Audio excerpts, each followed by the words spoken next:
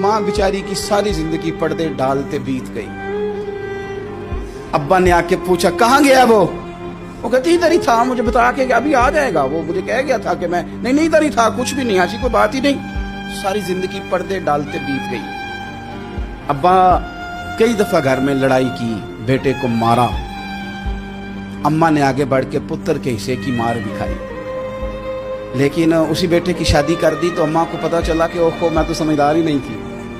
मेरा तो पुत्र मुझे कह रहा है अम्मा तू भी तो कभी सियानी हो जाया कर,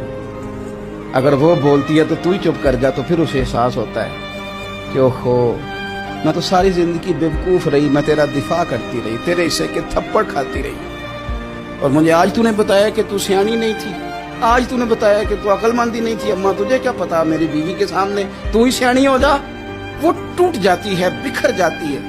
वो कभी पलट के देखती है तो उसे बड़े सारे जख्म ताजे होके दिखाई देते हैं, वो यार मैं ही सियानी नहीं थी।